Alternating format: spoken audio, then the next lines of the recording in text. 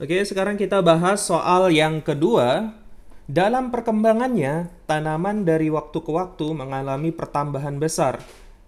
Hal ini disebabkan oleh A. Penebalan dinding sel oleh zat lignin, B. Bertambahnya sel di dalam jaringan, C. Pemanjangan dan pembesaran sel apikal, D. Adanya proses diferensiasi dalam jaringan, E. Bertambah banyak dan besarnya sel di dalam jaringan.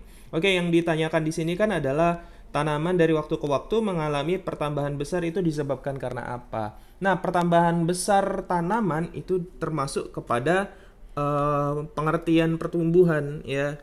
Apa sih Kak perbedaan antara pertumbuhan dan juga perkembangan? Kalau pertumbuhan itu kan artinya adalah pertambahan jumlah, ukuran, dan juga volume sel. Nah, itu yang disebut dengan pertumbuhan ya. Nah, kemudian pertumbuhan ini memiliki sifat kuantitatif atau dapat dinyatakan dengan angka, dan juga dia bersifat irreversible atau tidak dapat kembali lagi ke kondisi sebelumnya. Jadi tanaman kalau udah tinggi 2 meter nggak mungkin lagi menciut jadi 1 meter lagi ya. Itu yang disebut dengan irreversible. Kemudian kuantitatif dapat dinyatakan dengan angka. Jadi pertumbuhan tanaman itu misalnya di minggu pertama 2 meter, di minggu ketiga 2,5 meter, di minggu ketiga 3 meter, itu yang dapat dinyatakan dengan angka. Itu yang dimaksud dengan kuantitatif. Kemudian ada yang namanya perkembangan. Nah, kalau perkembangan ini lebih kepada kematangan ya, atau proses menuju kedewasaan. Proses menuju pada kedewasaan.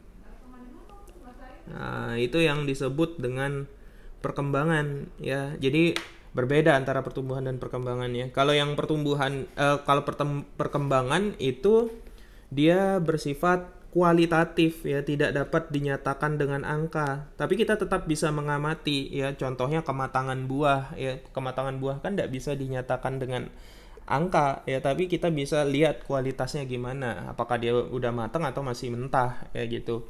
Nah, kemudian si perkembangan ini dapat bersifat reversible.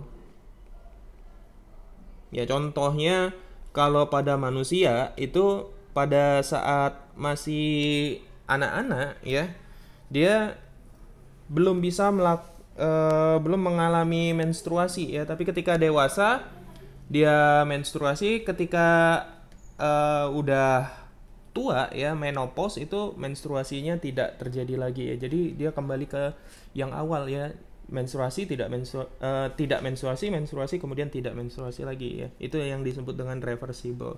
Meskipun kalau secara fisiologis kita lihat tidak reversible juga ya. Ada beberapa hal yang berbeda antara kondisi menopause dengan kondisi sebelum dia puber tadi ya. Nah, tapi balik lagi ke soal yang kedua ini tadi. Jadi kalau ditanya pertambahan besar itu kan dapat diukur ya, berarti kuantitatif. Itu disebabkan karena bertambah banyak dan besarnya sel di dalam jaringan. Itu merupakan salah satu bentuk pertumbuhan ya.